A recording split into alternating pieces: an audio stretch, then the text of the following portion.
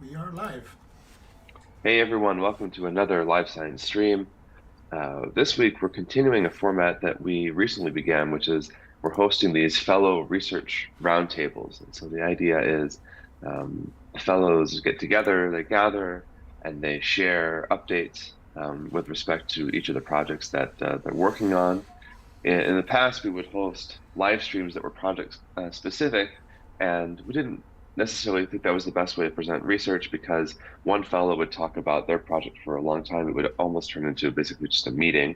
And we think it's better if we can kind of more concisely and in a condensed way, not only share details about specific projects, but do it in a kind of a roundtable fashion where we can comment on each other's projects, we can chat about it, and then we can move on to the next person's work, and so people can both comment and share. That's why we call it a roundtable. So we're joined today by Carlos, Nick, and Richard, and I think Carlos is going to go first. So Carlos, please take it away. Yep, thank you very much.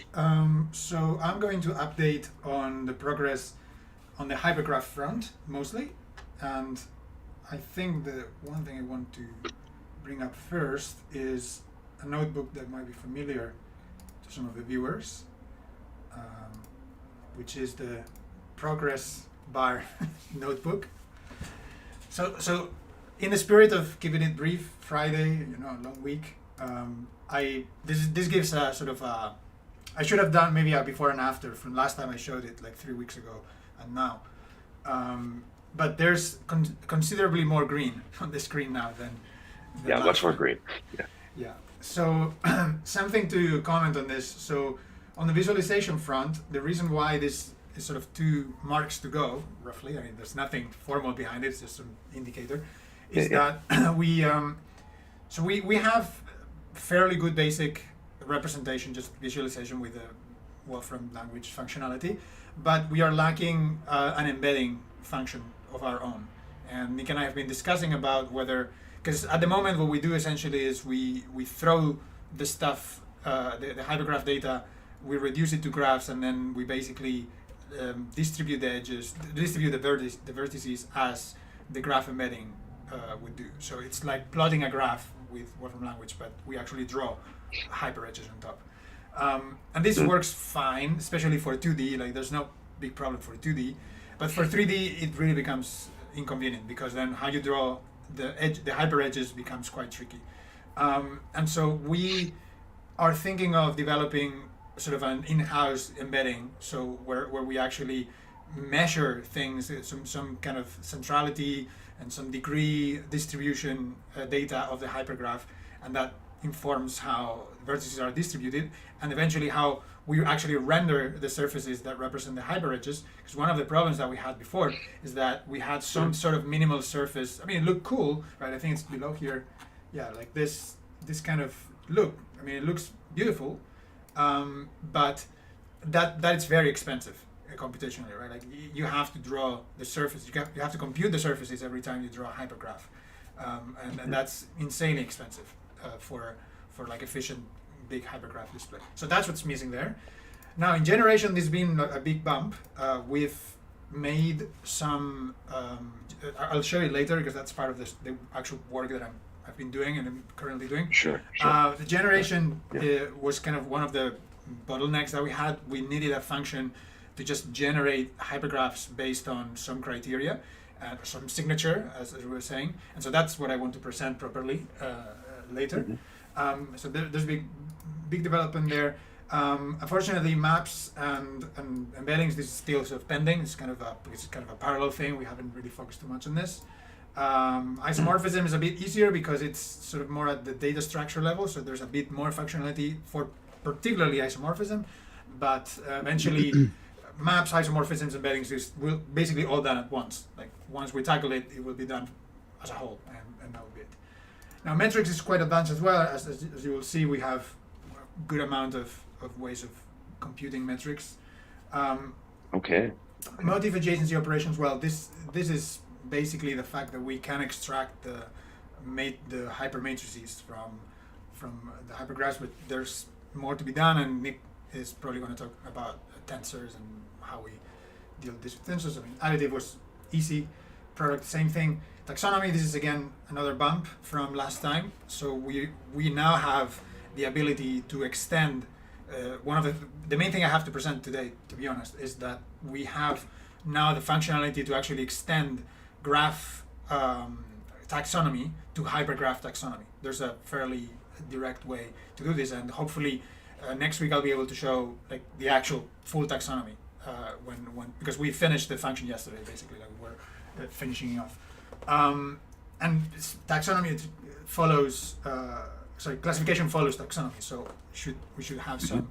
Although classification might be a bit trickier because we might want some topological, like we discussed, we might want some topological constraints, things that care about isomorphism or embeddings, and those. The actual classification might depend on maps at the top, so that might be following. Then the labeling. This is something perhaps I should comment on explicitly. So this is in our conversations, Nix and I. We've been discussing. Until this week, we didn't come to the agreement that there was going to be two levels of functionality for the hypergraph functions or package that we're developing. So there's the basic hypergraph functionality that I think is important because it's sort of the basics thing, right? Like whatever data structure that we have, we manipulate it. But then obviously we are studying hypergraphs with the intent to go to these formal systems that eventually become lambda calculus or categories or Boolean algebra or SK combinators, all these kinds of things, right?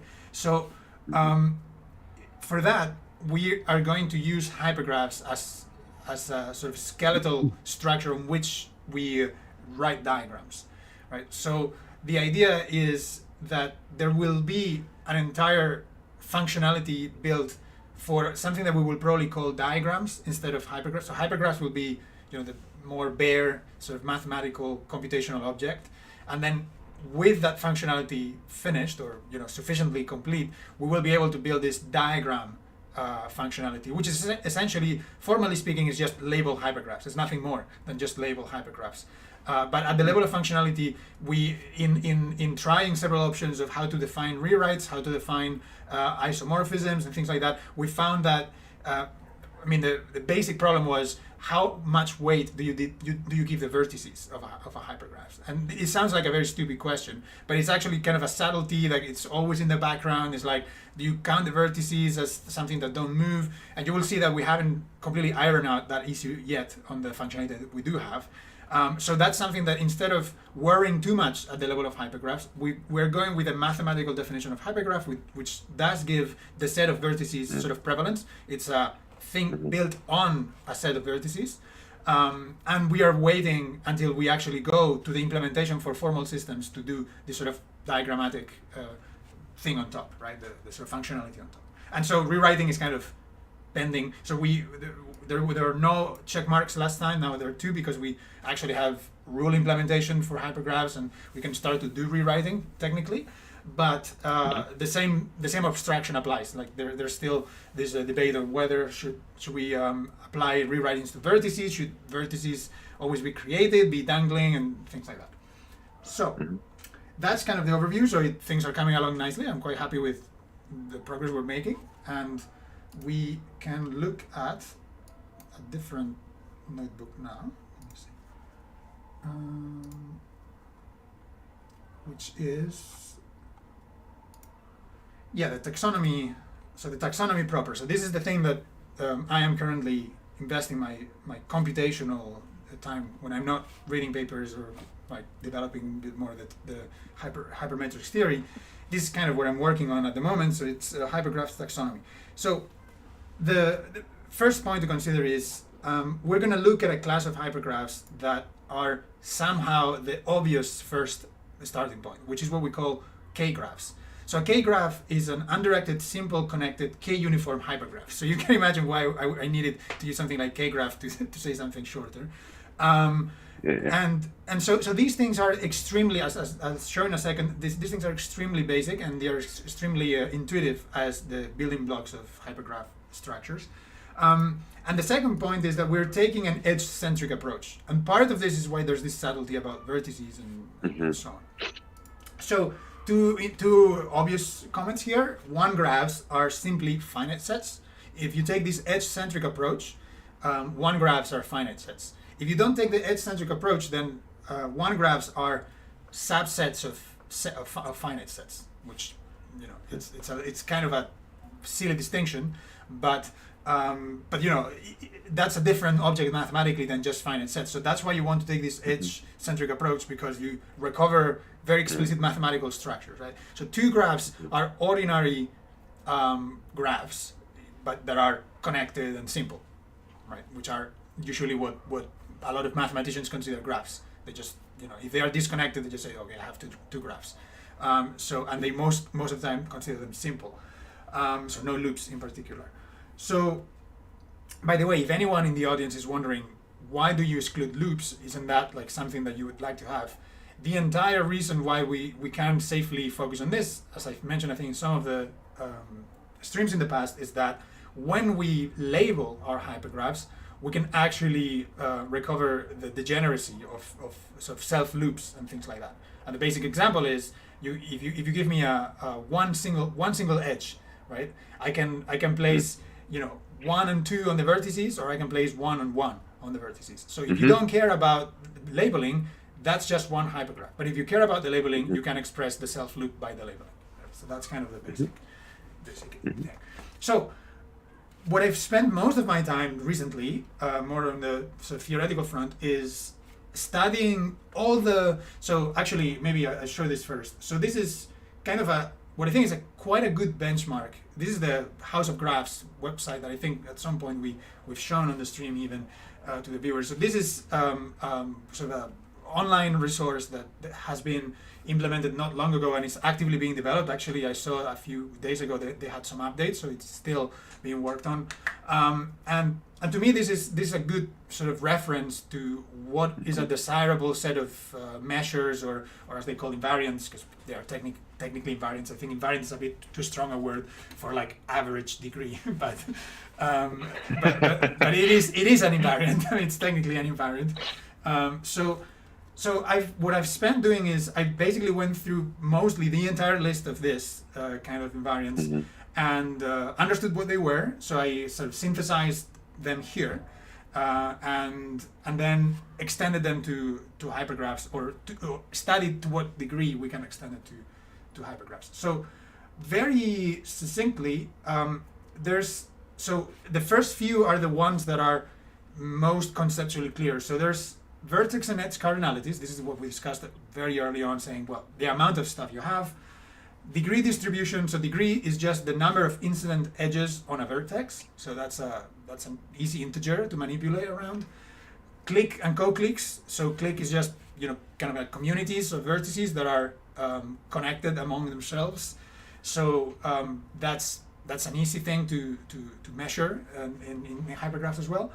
And then co-cliques is the complement, right? It's like when they are not sets of vertices are not connected among themselves.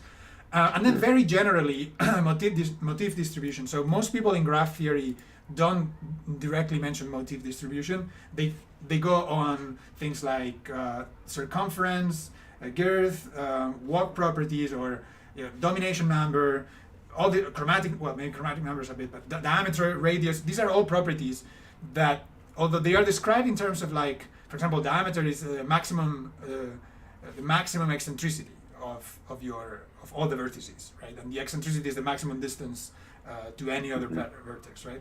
So that seems like, okay, that's just a measure, kind of like a quantitative amount, but it's actually based on the path motif, right? Like you're matching a path of a certain length on your graph. Yeah. And so all these measures can be understood broadly as motif distributions, right, or motif patterns in your graph. So these are generally easy to generalize. Chromatic number, coloring is always. By the way, chromatic number comes from just coloring problems, just coloring stuff and minimality, maximality of those kind of properties. So yeah, here's a summary. I won't get into details, whatever. We can refer to this later. And what I did here is I studied to what degree these things can be generalized to hypergraphs. So in particular to to k-graphs, and so obviously vertex and edge cardinality is easy, degree easy, click easy. In fact, click is a very natural hypergraphic property because clicks themselves are natural hyperedges. I mean, you can always do you can always define the click hypergraph of any graph, right? Or any hypergraph in general. Same with co-clicks. As I said, motif distribution, density, similar idea. The density is just the ratio between actual edges and the edges of the corresponding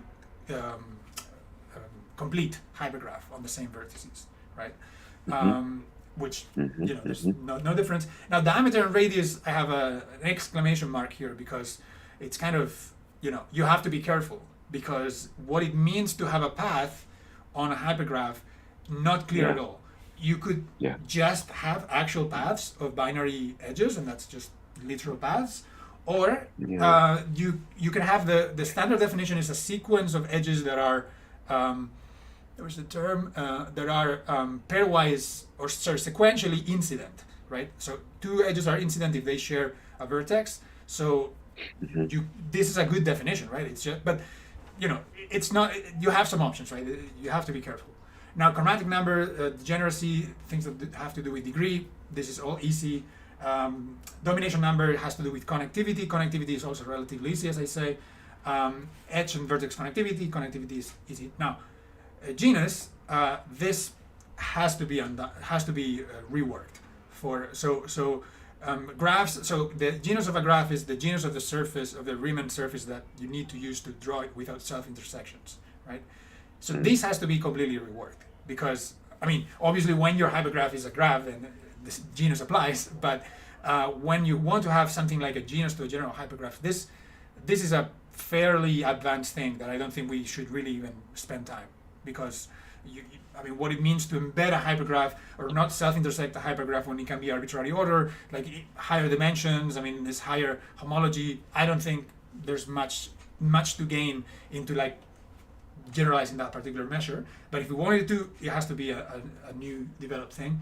Similarly with something like circumference, because this is matching shortest and longest cycles.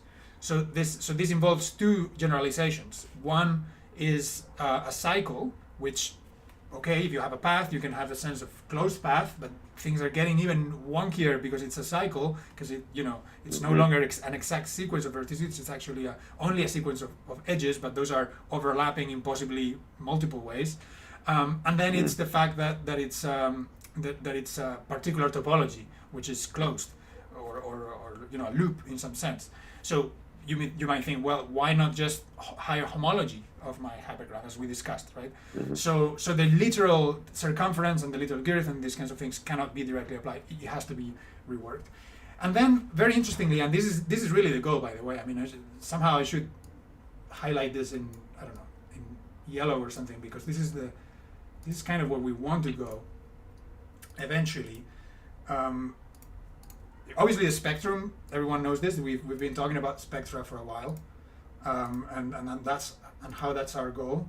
But also the automorphism group, because again, this is connected to how we implement isomorphisms, how we implement maps, and these things are quite interesting invariants of. So anyway, the spectrum, obviously, the reason why it has an exclamation mark is the same reason why diameter and radius has an exclamation mark.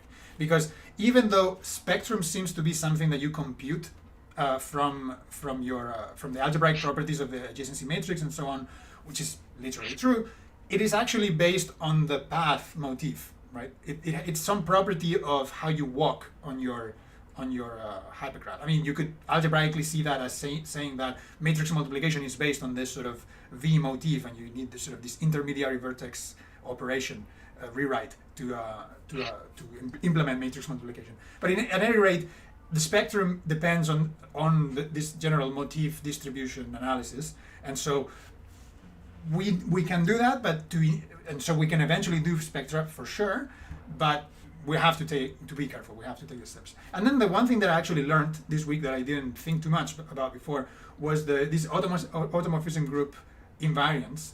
And for example, this particular example I showed here, I filtered it in this website by look at number 3 here. Where's that group size? So when I read group size, I thought, group what group? Probably automorphism group, but I wasn't sure. And then it's actually, I mean, you can see it has this sort of, three degree 3 symmetry, right? Some order 3 symmetry. So apparently the automorphism group of this graph is Z3.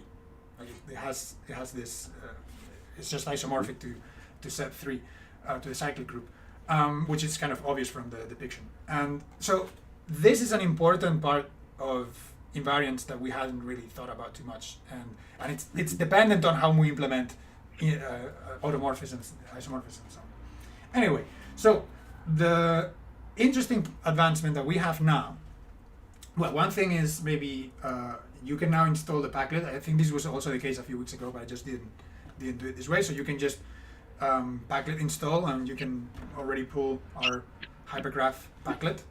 And so what we can do now is do enumerate hypergraphs. So we looked at the Wolfram physics function for enumerate hypergraphs, and it was a mess. I mean, it worked well, but trying to understand it, it was a mess. So we had to make our own. It was a mess because it was based on rules instead of hypergraphs themselves. So it kind of used the rule enumeration to enumerate hypergraphs, and because we don't need the rule enumeration here, it was kind of a bit, not proper. So Nick quickly came up with one. We're still tweaking it, but it does the basic function of what we want, which is pick out the hypergraphs based on signature. Now, I'll explain briefly what this signature means. So what you have here is an example of, so this number here is the number of vertices, and it's a number that it goes up to that.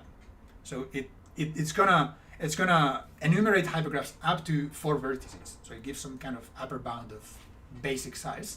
And then this here is going to be a list of lists that allows you to include edges of different numbers of edges of different orders. So this is all the hypergraphs that have 3 binary edges, right?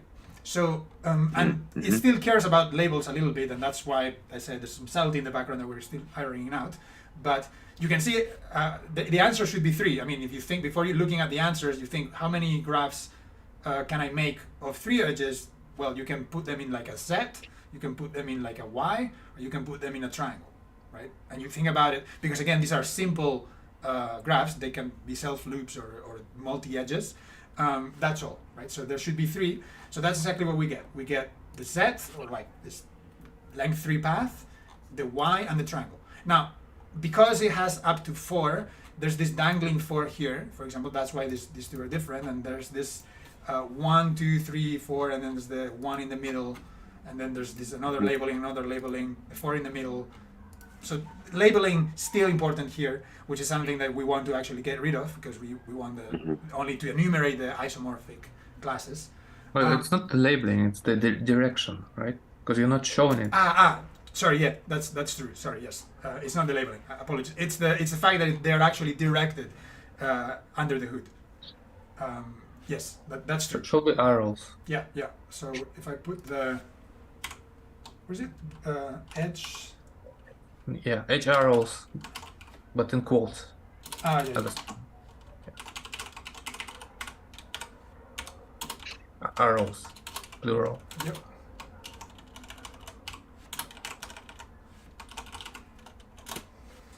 Yeah.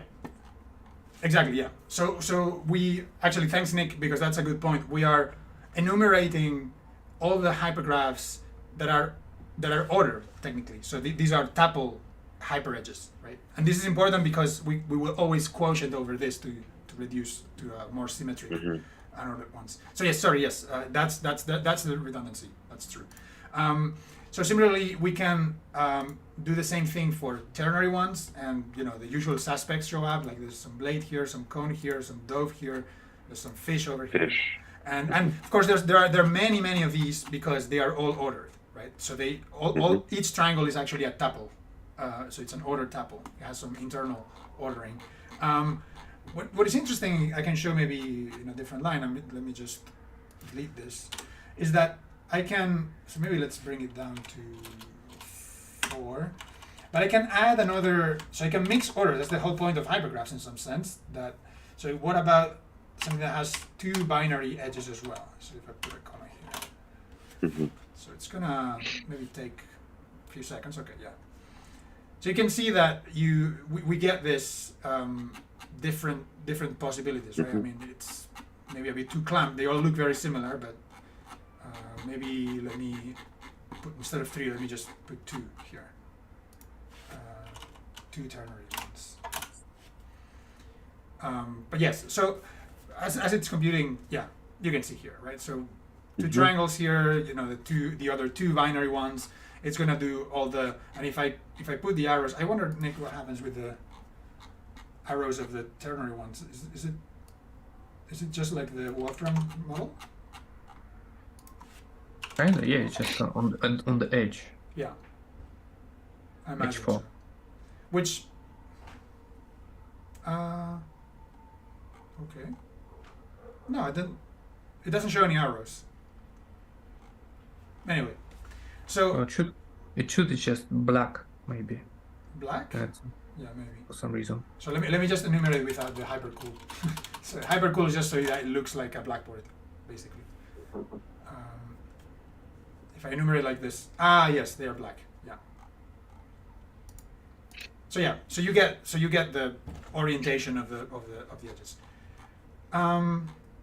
Yeah, so that's where we are. Now that we have this function took some time. I mean, the actual function is simple, but we had to decide exactly how to implement it. Now next week, what we can do is already do the taxonomy.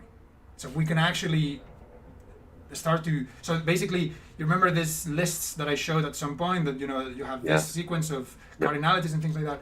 We now this is almost 90% computational. We're almost there where all this data is available to us computationally, and we have the, hypergraph theory ready to be kind of finite hypergraph, K-graph theory, let's say, to be ready to be fully computational. So that will be my part.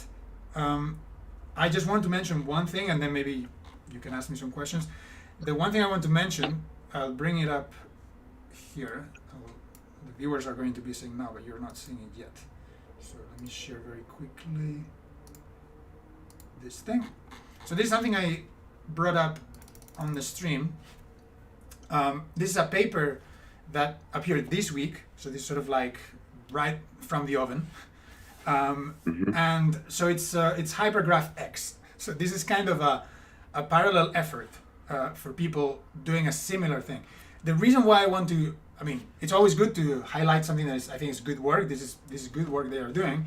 The reason why I want to bring it up in our roundtable is that, the first time I saw this, I thought, okay, that's it. We are late, right? Someone did this already, and we they did it in Python, and they did it with it's a big collaboration. These are the big guns, right? Battiston, Lotito. These people are the big guns in this hyper network community, and I thought, okay, yeah, we are late. That's it. Okay, sometimes you win, sometimes you lose. But actually, when I read this paper, it's actually quite encouraging, because what they are doing. So this is hyper network theory. Let me put it that way, right? So they developed this package for hyper networks, and so they're very focused on centrality measures. They're focused on motifs, but motifs in that motif statistics, right? Like they measure the amount of motifs happening, and they have samplings of motifs and things like that. They have some generative models as well, and they're very focused on large models and basically the statistics, right? When I say hyper network theory, that's what I mean. It's like they're doing the network theory of hypergraphs. It's kind of like thinking you have graph theory as part of discrete mathematics. When you go too large, you need to become network theory to be effective in the study. So this is what's happening here, right? Like we have hypergraph theory in mathematics, which is some part of discrete mathematics or combinatorics or something, and then you go big, and it becomes this hyper network theory. So this software is for that, right? And I think it's very, so they have, for example, no interests in things like formal systems and hypergraphs being computational devices, let alone rewriting of hypergraphs, right? So this is nowhere shown, right? Like they do. There's a bit of visualization. This will be interesting to maybe discuss some people. Maybe we can invite them at some point and then have a conversation about visualization in particular, because I think that's quite universal. But the good news, I mean, I was quite sad the first time I saw it. It was like kind of shocked. It's like, okay, we lost, like we lost the race. But when I read it, I was actually quite encouraged because it very much defined our niche much better. Like before, it was like, are we just developing the hypergraph software? Now it's kind of a lot more niched, which is kind of where we were going anyway, because we were going to this formal system emulation, blah, blah, blah. So now it's much more focused on this is the hypergraph theory package, right? We are trying to implement mathematical hypergraphs, so things that run on hypergraphs, maps of hypergraphs, rewrites of hypergraphs eventually, and then all this diagrammatic computational to do calculi of all these systems and things like that. So anyway, just to point to this work because it's good. I think this is a very relevant piece of research. But also to highlight that even if on the surface you might think, oh, someone did it already, because this is a lot of work, and I mean, it's a big team, and they've been working on this for almost a decade, many of these people. They've been working for a long time. This is the cutting edge of this field, basically. The good news is that the cutting edge of this field is very much still so it's very much defining our niche. It's like that's where we should go. We were going there anyway, but like that's a very well-defined niche, which for us, who are a small team, makes our task much more concentrated, much more defined. So I think it's good news, basically. Right. That's my piece. Well, before we jump to someone else, I mean, Nick, do you have anything to say about what Carlos presented? Because I mean, you two are working together. I mean, you did say a few things during Carlos's presentation, but also the Padlet development kind of going along slowly. There's some resource functions that they've published that they showed quickly. That's basically, I'm gonna make some short presentation, and yes, that's kind of it. Okay, well, Richard, do you have anything you want to add to Carlos's presentation? Not really. The spectral stuff is something I actually have been thinking a lot about in terms of motifs and paths and actually something I will be talking about, this idea of graph Fourier transform is, I think, closely related, and maybe there's some analog in the hyperspectral side of the project that maybe Carlos can comment on or something whilst I'm discussing my section. Yeah, be interesting to see. Well, yeah, I know that feeling well, where you see some colleagues have produced some surprise paper or some surprise work, and at first you feel threatened because it pertains to some area that you're involved in. But actually, I've never had the experience different from this, where when you look closely, as soon as you're doing any work that's precise, you make all kinds of choices in terms of the scope, in terms of the purpose, and then almost always I find that it's advantageous. It's a cause for celebration when someone gets really close to your area, because I mean, yes, sometimes maybe they'll just do the exact same thing, maybe, but I've never really seen it. As long as it's something that kind of just kisses the thing that you're doing, it kind of draws attention to this general area, and then it kind of gives you this nice means by which you can distinguish yourself, and not even in a reactionary way. Yeah. You just happen to have a slightly different focus, which maybe only a small group of people will appreciate just how different it is, but you'll be one of them, and presumably your colleagues will too. So this is good. Yeah. Exactly. Just to build on that point, James, I mean, that's exactly what, when I saw because I saw the tweet, because I follow some of these people already, because they are kind of the leaders of this hyper network stuff. And when I saw the explanation they gave, I mean, they were asking, this is the first time that we're trying to make an effort to standardize a little bit, how hypergraphs are treated in terms of data and so on. And I find it very interesting because it almost was like a direct call. Like they were calling the community to give feedback and to get in touch and so on. But when they said, oh, if you're thinking about this, it's like, okay, that's almost like a name and surname call to go and say, yes, we are interested in doing the algebraic sort of abstract formal part of this sort of ecosystem, right? And I think it'll be quite interesting to at some point invite them and yeah, it's part of the community, part of the effort. So good vibes. I agree. Yeah. One question, by the way, I think I saw when you were showing the paper on your screen, the abstract had some sort of a link, like a GitHub link, something like that.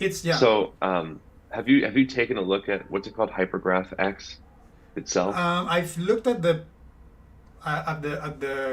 files. I haven't downloaded and started because I was watching. They have tutorials and I was watching like a couple of them. I think it's the X is just the graph, the sort of the graphics for X for graphics or something. Oh, I see. It just follows the network X. Popular graph library. I'd used network X before, yeah. Oh, maybe that's equal to network X. Yeah. But yeah, cool stuff. So it feels good when your niche is more identifiably unique because it makes our lives much more focused. Yeah. Okay. So I just found the hypergraphics. Okay, I get it. Yeah. I found it. Yeah, on GitHub. Okay, I'll take a look at this. This is good, especially if they're asking people for feedback and if we approach them and say we're working on something that kind of complements what they're doing. It's some area that they themselves aren't working on, but presumably as mathematicians they'll still think, oh yes, this is important, but we're looking at the macro scale network aspect. Yep. That's good. Okay, cool. It's very good. Yeah. I didn't think when I saw the paper, I didn't think that the roundtable was going to be like good news, but actually when I got into it and look at details, it's good news. I think so. I think it's good. Yeah. Right. Okay. Well, Nick, so you have some things to share that I presume are somewhat related? Oh, somewhat. Yeah. Some related. So I've been reading like a bunch of hypergraph papers and spectral analysis for hypergraphs and signal processing on hypergraphs. They all involve some kind of tensor decompositions, right? And if you look for some functionality in Wolfram language for tensor decomposition, it's kind of missing, right? So I just tried to fill this gap a little bit. So I basically made two functions. They already submitted to the repository. They're not yet created, right? It's in process. But it's like CP decomposition and the Tucker decomposition, which is also known as high order single value decomposition, right? So these two functions that deal with tensor decompositions, they all take in an arbitrary tensor of arbitrary rank and dimensions and decompose it in some way, right?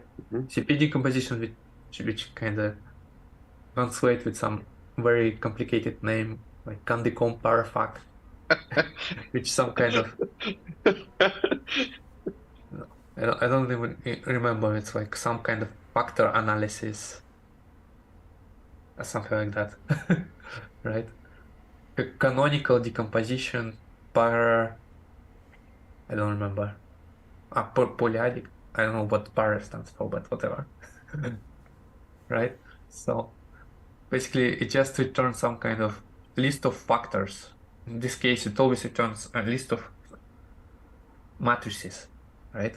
And the way you reconstruct your tensor back with this special Hartree-Rao product.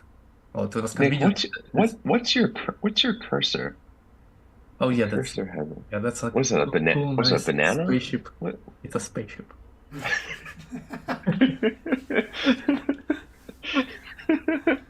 Wait, how is that a spaceship? Oh, I don't know. It's called spaceship. Maybe it doesn't look like it, but Okay. It looks like a But banana. actually it is. It identifies as a spaceship. I'm gonna respect that. yeah. Okay. Maybe it's too small at this scale, but maybe if you zoom in, there's actually a window in there into the space and whatever. Beautiful. Yeah. So just not to derail what you're saying. So Nick, Yeah, so so you do this category route product. I think we discussed it briefly at some point. Is it you essentially do slice wise outer product of matrices, something like that, right? Oh, somewhat, yeah. There's I think somewhere there's a picture. By the way, maybe not here. They have.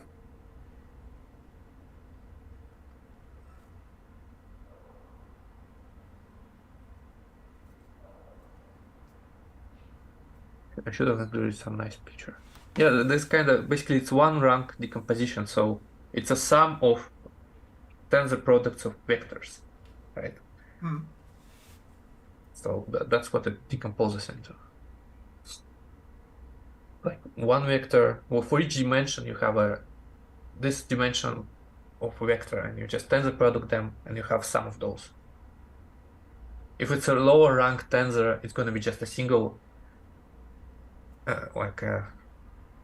element in the sum, right? Yeah, sure. If it's just a one rank tensor, very low dimensional one, you can decompose it with just one tensor product of three. If it's a three-dimensional, three-rank tensor, it's going to be three vectors. You just tensor product them, and that's it. That's going to be a very okay, I see. compressible lower rank tensor. Right? If it's a higher rank, you have to sum more of those products together. Yeah. So that's kind of it. And you have some demonstrations. Yeah. For it. this one, yeah, actually has some application, I think. So what was Just the a very this silly thing? one. You can take a 3D image, right? A 3D image which is a tensor, a three-dimensional tensor. That's beautiful. You can compress it. It's kind of slow. It takes like more than a minute for this one, right? It's not very sophisticated algorithm here, but it's just a loop. You just iteratively do something. It's a alternately least squares algorithm. So you run least squares a bunch of times, but you can compress this kind of image basically, I don't know, 100 times, but it's going to look ugly, of course. Okay. But you can control it with some rank, I think, how much dimensionality you want to preserve for those one rank tensors. You decompose into. There's some rank argument there. Well, but yeah. I know that's just some function that was missing. It was mentioned a lot when you read about spectral decomposition for tensors and hypergraphs. That's basically a good inclusion for the repository, together with this one, which works a little bit differently. There's no least squares. It's just basically iterative SVD. So you apply single value decomposition to each particular dimensional mode of a tensor, and you get a list of factors. Like similarly, if you run SVD, I wonder when there's no links. Anyway, it should include more links to an actual function set. I don't know why the cloud version doesn't include it. In the actual repository, there's going to be linked to like some symbols that they posted. It's like single value decomposition, for example, should be there. Like there. So I'll ask a very simple question, I guess, but how do you envision using these decompositions immediately? Like, well, it supposedly should be run on adjacency tensors for Sure. hyper, right? yeah, so that's the obvious And input. and they all kind of involves singular values, so we can so the direct spectra, right? What is singular value? Well, it's like an eigenvalue, but how they call it in the tensor composition literature, I think. So it's Yeah. like So I mean, not to make this a technical conversation on that point. I think something very interesting. I mean, we can talk about it a bit, but something that we should understand is if you apply this one of these decompositions to a hyper matrix that comes from from a hypergraph, right? One of my favorite activities in the last, I don't know, few weeks that I've been doing this, or whenever I think about hypergraphs, is to think, what does that look like on the hypergraph side, right? Because this is doing some kind of algebraic decomposition, right, on the tensor, and I'll be very interested to know what that's doing on the hypergraph side. Do you have an intuition for that, or should we? I think that's something that eventually we're going to have to grapple with for the spectral theory of hypergraphs to be implemented. But do you have an intuition for what it means to decompose? Like, because you get from a you get from a hyper matrix, you get a direct sum of lower order hypermatrices in one of the versions. Is that right? well, for the CP, yeah, you get just a list of matrices. Of like rectangular matrices, or Yeah, just rectangular matrices. okay. So that's like from a hypergraph, you get a collection of graphs, basically. Well, they're not integers, so it's weighted graphs, maybe. Sure. Yeah. Yeah. So the intuition is yet to be developed. Okay. But for the even for the graphs, it's not clear what it's some. It's like in the literature they usually like talk about some particular graphs, like complete graphs, K-graphs, no, bipartite graphs. But those particular graphs, if you do some spectral analysis, you can understand what those eigenvalues mean. Like, so that's like this eigenvalue 2 always appears when you have a bipartite graph, something like that. I don't know. Right. Right. Do you have the diagonal matrices in this decomposition, or I want to make sure I Well, understood in it this correctly. decomposition, in Yeah, outputs you a core and a list of Mhm. factors, and this core is analogous to the diagonal matrix within Mhm. SVD, right? Can I? So when I was investigating sparsity in neural nets, one of my first experiments was to do singular value decomposition of the weight matrices, and then use the diagonal to drop ones that are like to drop values Yeah. that are lower Yeah. than some threshold, like throwing away. So I wonder if it could give you some sort of complexity measure or something like that. Maybe Yeah, not it's kind of doing the complexity. same thing. Yeah, same idea. But you can do it along each dimension of the answer. Yeah, independently. Yeah. Yeah. So in this function, you can rank can be a list of integers up to each to drop how many or maximum rank for each mode of tensor, and you can drop single values across all those. So So one you can control it with tolerance and so on. one intuition, because I think I do have maybe not so much of an intuition, but like a picture of how these things might apply, and also for the benefit of whoever is listening. So if you take, so you can get a matrix, like the simplest example of this decomposition is you have a matrix and you want to see that matrix as the tensor, as the outer product of two vectors, right? That's like the simplest example of this kind of decomposition. So if you think of that in terms of graphs, right? Like the graph theoretic side of that construction is telling you, you have a graph, or you have two one graphs. You have a two graph, or you have two one graphs, and this outer product essentially means that you're taking all the possible pairs of paths between them, right? Because with the weights. So what I'm thinking is you have vector A, vector B, right? So it's A, I, B, J, right? So I and J are gonna range over the length of the thing, and A and B is going to be maybe 0 and 1, some Boolean maybe, right? Or like some integer or something. And so the matrix that you get the outer product as is A I times B J. So that's a IJ term, right? And it's just times. So it's like and.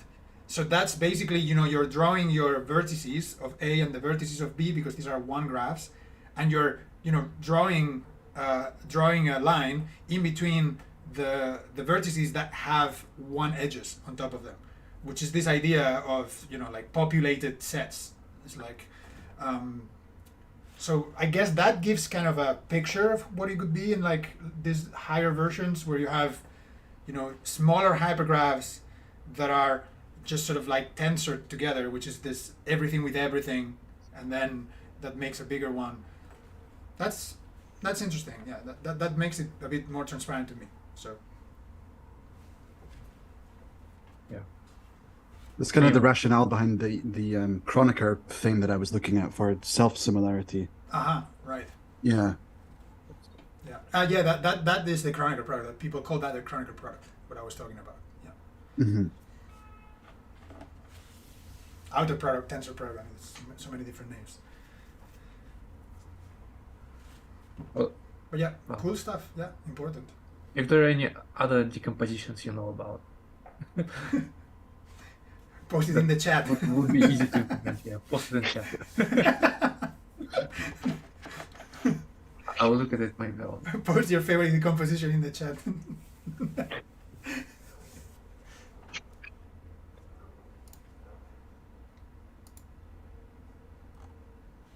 Well, Nick, anything else you want to share? I don't think so. If you wanna look at some quantum stuff, but it's unrelated. Yeah. Well, then, Richard, ready? Sure. Okay, cool. I was just thinking in the graph Fourier transform, I ended up having to use the Jordan normal form. I wonder if there's like an equivalent, although that's not strictly a decomposition, is it? It's not quite the same. Anyway. But it's related conceptually, I think. Mm-hmm. Yeah. I was going to say also network X I had to use for that minimum cost edit distance thing, and I was wondering in the hypergraph case, although we don't really have a reason to do it, what the kind of computational complexity is. It the same as for graphs? I don't know. But yeah, the structure of the network X library would be kind of interesting mapped onto the hypergraph case.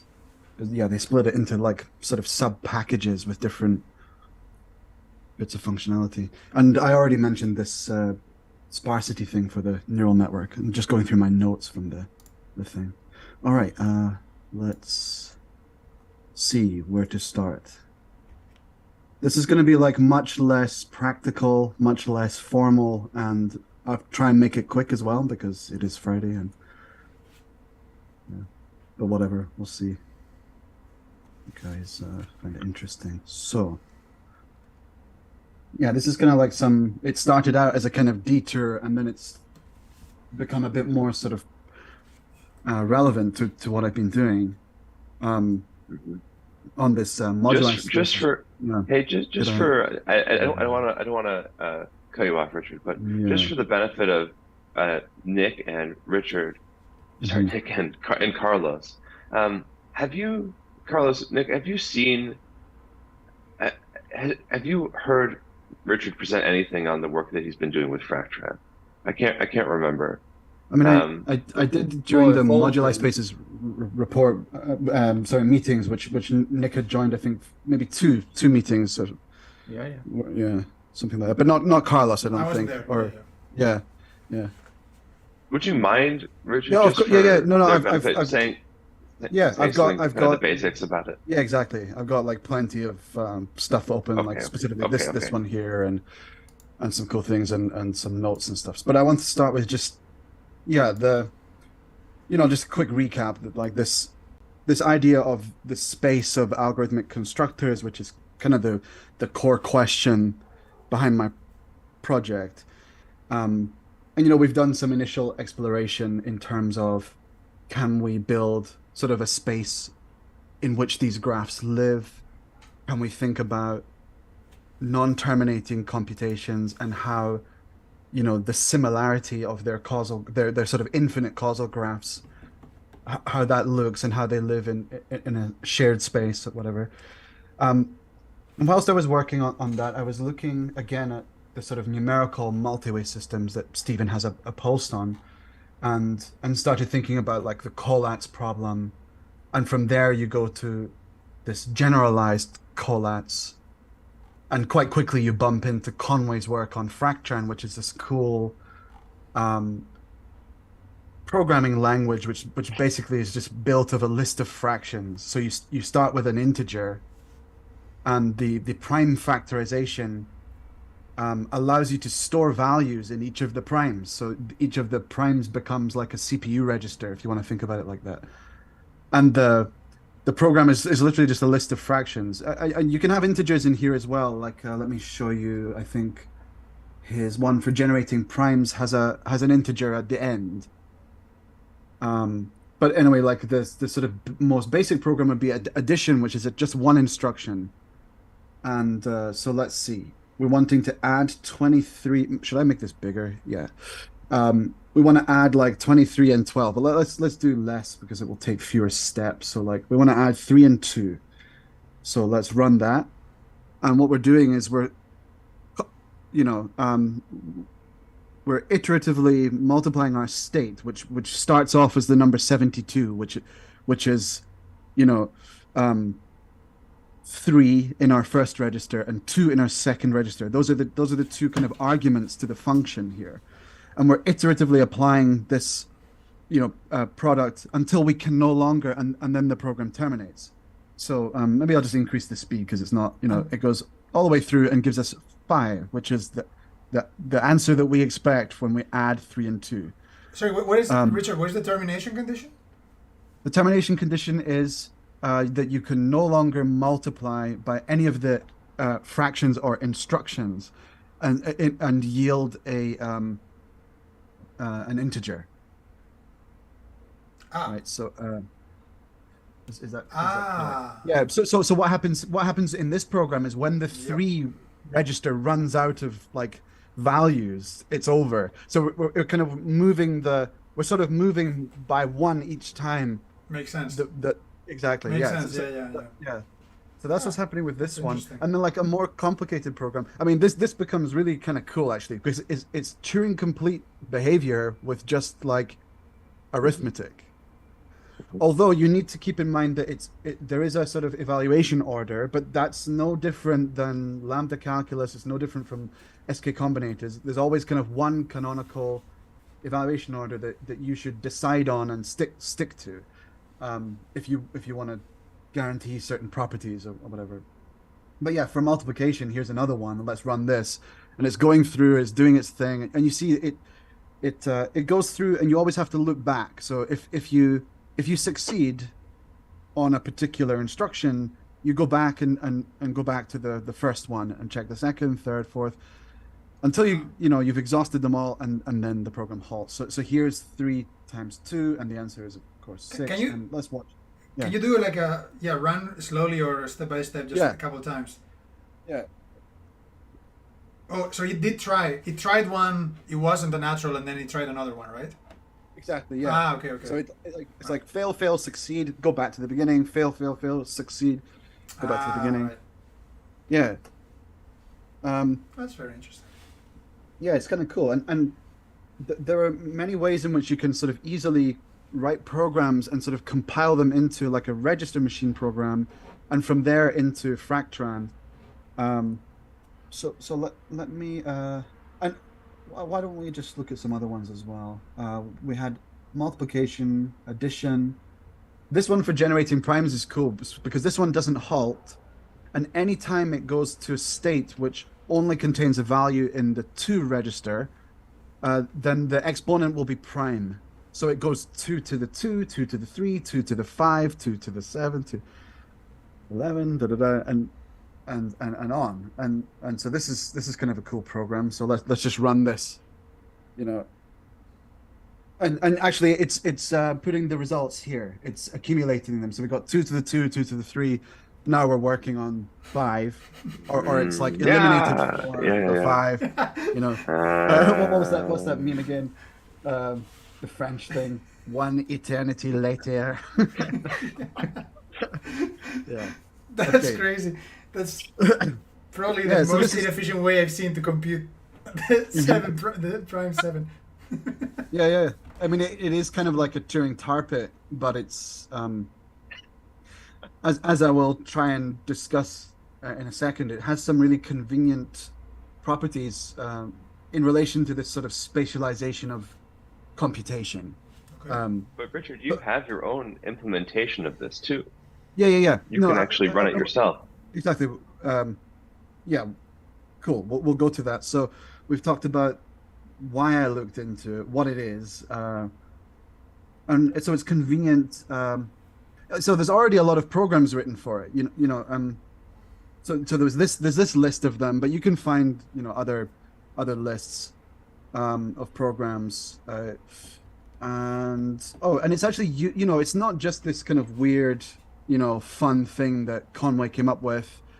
Oh, sorry. Here's a thing from Minsky machines to Fractran programs. So that's one sort of compilation Huh. thing, and yeah, Huh. you've got like Okay. counter machine models, but yeah, it's used in this undecidability proof Oh, wow. for multiplicative sub-exponential linear logic. So they go from Fractran to Minsky machines, and then they do something with Coq, and then they can it's like an alternate undecidability proof for some logic, and you can read that if you are interested. But it's it has some practical utility for that.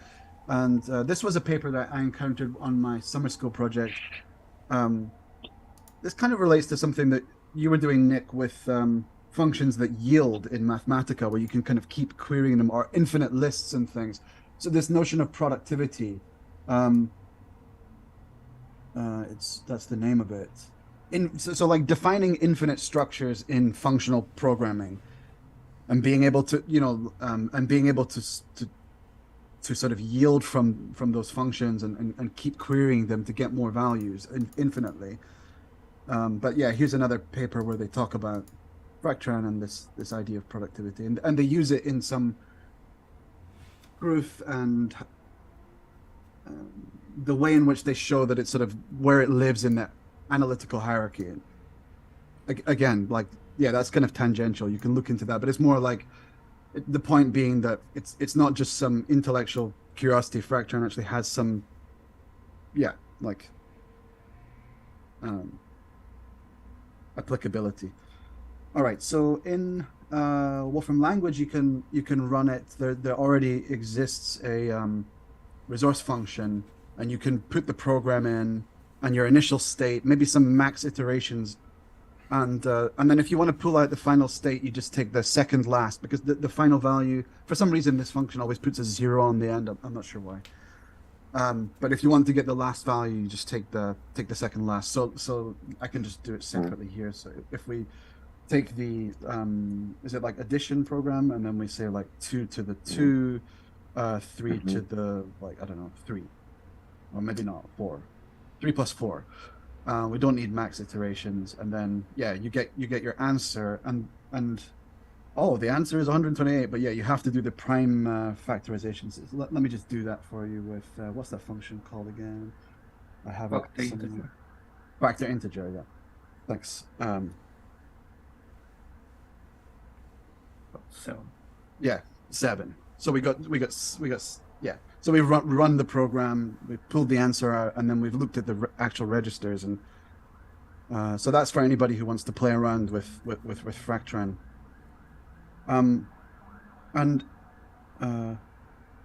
So there's a few different directions to go in the discussion, but on the spatialization topic, one thing I was thinking about is that now these programs are kind of, you can think of them as vectors that live in some space. And because it's just a vector of rationals, you can think of them as living in some kind of space, and as you move around, you're basically just changing the program. And so this plot here is showing you it's just plotting the final state of a bunch of Fractran programs just by ranging over like some range, and I just put 2 in the denominator just to get some examples out. Here I'm doing it like with modulus and dividing, so that because I want more dimensions, but I want to flatten it down to 2D. So this is kind of, some slice of program space, and looking at, you see some regularity here. one of the issues is that we're not ranging over initial states, and some of the programs can be quite sensitive to their initial states. So that's another sort of problem in visualizing this. But at least as a sort of example, this is something. And here is just over a wider range. You've got this. I guess it's like a plane of programs, and yeah, there's some weird sort of subtle structure you can see, or maybe it's not easy to see on. I can Zoom. see it. Yeah, I can There's see a it. lot of, and it's not exactly regular. It looks regular, but when you look closer, there are sort of weird missing points and things, and yeah. So I'm sure yeah. can I ask something? Mm-hmm. So Of course. The roundtable. yeah. I mean, I just I didn't want to interrupt some flow of explanation. So, No, let's go. I'm trying to imagine. So I can see how. I mean, I'm getting a program is just is it a set of fractions or a sequence of fractions? Sequence. Yeah, they're ordered. They're ordered. Yeah. So a sequence of fractions, right? In this case, although I do consider them unordered, and I'll show you that later. Sure. Yeah. No, But so in the ordered case, yeah. Yeah. So I mean, either way, I'm just thinking. So if you have in what sense do you want to think of the length of the sequence as the dimension of some space? Because it seems to me that that's something that is changing so much, and it seems to be quite spurious to what the program is doing in some sense, right? Oh yeah, of course. It's not going to be smooth. If you move, you're not going to get. I mean, as you can see in these plots, there's just one pixel. You move to the right, you change one instruction, and the behavior is completely different. Although not quite though, because down some other axis, you can see that the behavior, like this final state, is not increasing nor decreasing. But yeah, I mean, like if you think about just say an ordinary, like I don't know, machine code program or something, there are places where you can modify it and drastically change the behavior, maybe even break the thing completely, and there are places where you can maybe only subtly change the behavior of the program. I guess you can think it like similarly in, well, we talked about biology before. Not all mutations are created equal. That would be another way of thinking about it. Yeah. I mean, my question is, I guess, let me put it this way. I'm just trying to wrap my head around the sort of geometric or spatial aspect of this, because so we agree there is a correspondence between programs and sequences of fractions, right? This language thus fleshes that out, right? So and as long as you exclude zeros, so Sure. your vectors just cannot have a zero. They can have trailing zeros, up to infinity. So you have a bunch of fractions, and then as soon as you have a zero, it's just zeros. But Yeah, I mean, I get where you're going with this is that the length of the program sort of determines the dimensionality of the space. So I mean, because I mean sequences of fractions are fairly. I mean, okay. Let me try to formulate an actual question. It's like, I mean, so far it's more of a comment. Hopefully, will morph into a question. But is there something? Okay, this is a question. Is there something about the program aspect of these sequences of fractions that suggests that the length of fractions should be attributed to some kind of dimensionality of some space? That's a question. Do you mean the size of the sequence, or the length of the sequence? Yeah. Because that's what you're saying. It's a dimension, right? Because it's the size of a vector, right? Yeah. Well, we've been talking about James and I have been talking about program behavior because for example, you could have very different sort of causal graphs, but ultimately they're doing the same thing, just under different representations. For example, for the prime generating they have program, the same input-output. No. I mean, Conceptually, they're doing the same computation. So, for example, they could be enumerating the primes, but just representing them differently. So in the example I gave you, it was always producing a prime every time where only the 2 register was occupied.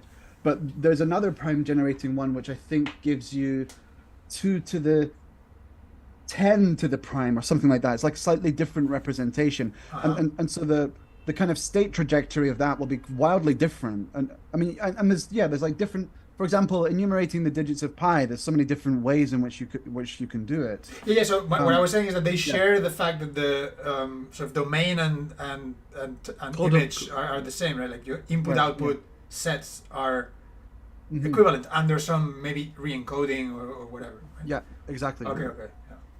Yeah. Yes. Yeah, and you could think about a little bit with some kind of quotienting under like equivalence, where you're sort of pulling things down to their sort of Kolmogorov minimal form or Kolmogorov reduced form. So you can end, and in fact we can talk about this in the context of something else I'm going to bring up, which is the self-interpretation thing. But I don't want to sort of jump around a million. Just times. go on. I mean, No, it's unavoidable. So let's do it. Where's my self-interpreter thing? So this was the idea that somebody had encoded a Fractran interpreter in Fractran. So this series of fractions computes a Fractran program. It's been so they've written by hand, and this is very nice because it's compact. Somebody else had made one. That was, can you explain what that means? I will in a second. Okay. Actually, yeah, I should explain it first. So, what you do is you take your input and you sort of encode it in a particular way, and then run it through the self-interpreter. So now the sort of operational semantics of the language are running using the language. It would be equivalent, and I made this example to James. I don't know if it's a good one. It's like as if you had access to the laws of physics and you built a simulation in the real world. Right. You see, normally when you run the Fractran program, it's like Fractran is your background physical law, and it's just given ipso facto kind of thing. Whereas what we're doing here is we're sort of pushing the language down a level and implementing it using the language, or in the same way that. So is that what is it Fractran implemented in Fractran? Is that exactly? Oh, okay, yeah. Sure. Mm-hmm. Yeah. Okay. I understand. In the same way that like you can write a compiler in the same language. Yeah, sure. I understand that. Yeah. Things like that, like LLVM is written in C++ and Clang is written in C++, so forth. But yeah, this one here, in fact, you can see the first instruction, 2.3, is similar. It's just the addition program that we saw before, and then there's a whole bunch of other things that I can link to the posts later and show you the derivation of these and how the person made them. And there were some others that existed where a guy made a kind of a little meta language, and he writes the thing out and then compiles it, but the end result has about 1,000 fractions, so it's not so good. Whereas this one is a lot more compact. It's how long is this one? 24 fractions. So that's not that bad. But yeah, these have been all expanded. The original form, he's written these in terms of their prime factorization, and there's some variables left in. So when you encode your state, you take your state, and you use a number base one higher than 10, so 11, and you use the digit A as a delimiter. So they actually use this trick for encoding the state. It's quite a clever trick. So we go up one number base and we use that extra digit as a sort of delimiter. And now if we want to represent the program, say 3/5, 2/4, then you write it as 3A, 5A, 3A, 5A, 2A, 4, something like that. So you have to encode your state in order for it to be sort of consumable by the self-interpreter, right? But that's just an extra detail. It's not really that important. It's just you can't use like base universe states. You have to use the next this is how you get one universe down in that world. And initially I was exploring this for this whole fine graining idea. So and here I'm plotting the ratio of the self-interpreter, the number of steps it takes versus how long the normal base universe Fractran takes. And so you for this is this example, this is addition of 2 and 2. So normally it has 3 states, and for the self-interpreter it has 3,000. I clicked on it. That was a big mistake. Now it's going to take. Now it's going to just sit there. Okay. I hate this sometimes. Oh, those fatal clicks. Yeah. Oh, I wish you could undo. You could undo a front end click. You tell the front end you Didn't mean it. Yeah. I have had a lot a of few of thoughts, those this week. and I don't want to insult anybody who works on these things, but anyway, the front. Maybe like the engine, like Wolfram engine, if you could use that and like just only calculate what you want and things, that would be a more convenient way. But anyway, so this, and actually what you're seeing here is this idea of like the multi-way fractron, which I noticed that because I'd been playing around before by building these lattices, and I think Stephen also gives similar examples in his post. That I mean, for example, here, if we just get rid of the thing, we just have like, we're just successively multiplying by 2. So we go from like 2, 4, 8, something, something. We have this one directional sort of thing. But if you do like the inverse, you get this bidirectional little sort of number line. And as long as you use primes, because if you don't use primes, if I was to use 4 here, it's not going to be nice. But as long as you always use a prime in the nominator or denominator, you get these like little spatial lattices. So here, actually, let's just do this one as a graph 3D.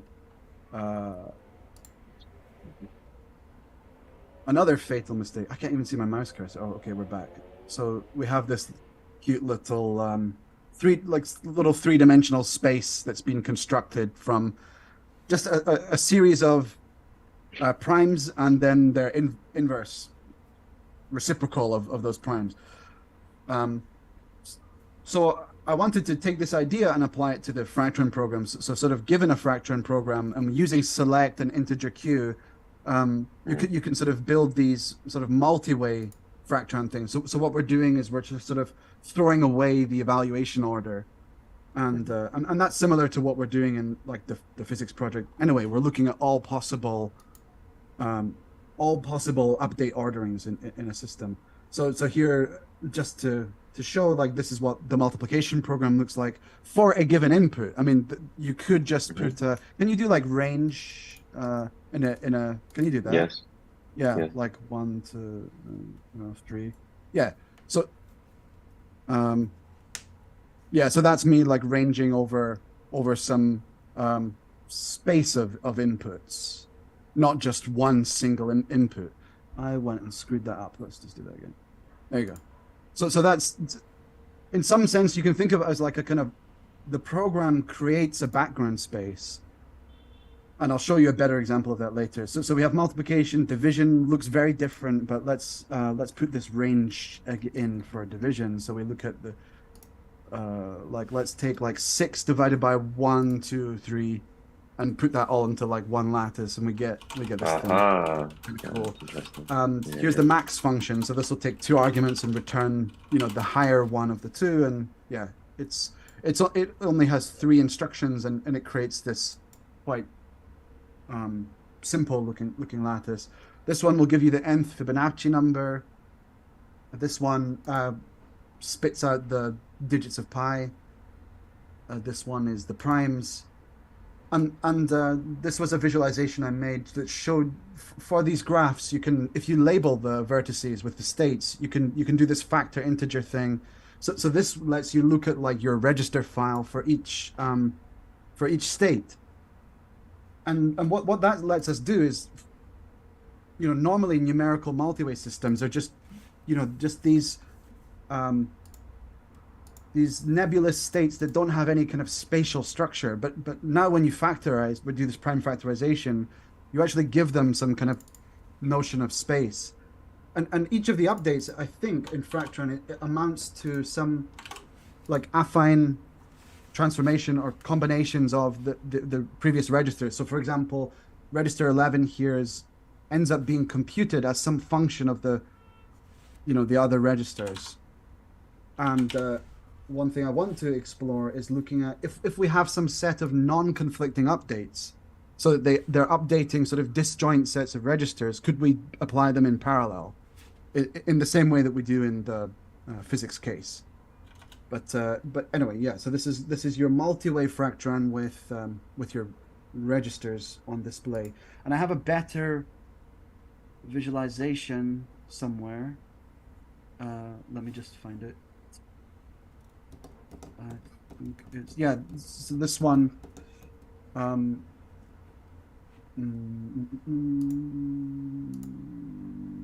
I've lost the other one because I've recomputed, but I have it here in this little thing that was supposed to be the Twitter post.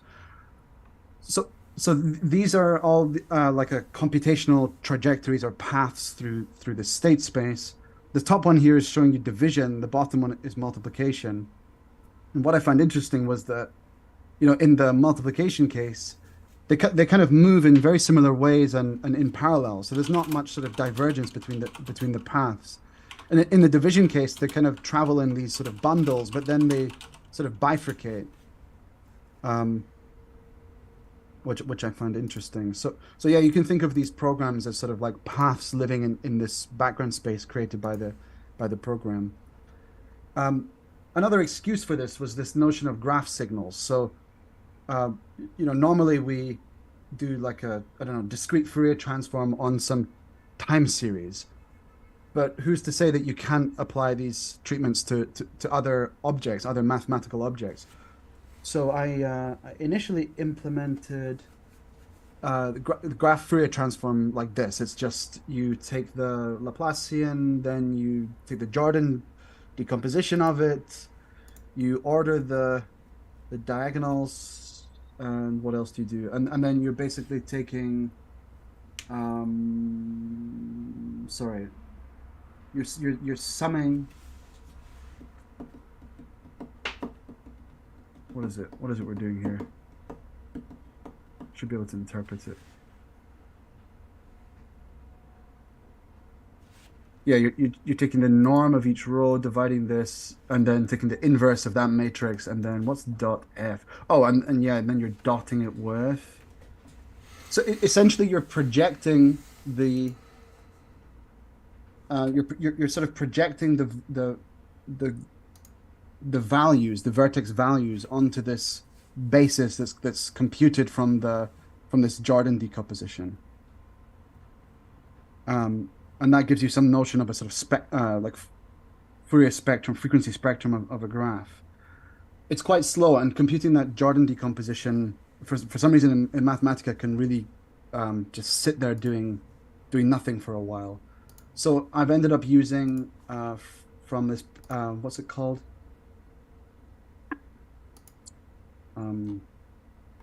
This package, PyGSP, right? And they have graph Fourier transform, but they compute some sort of approximation, so they can do it super fast.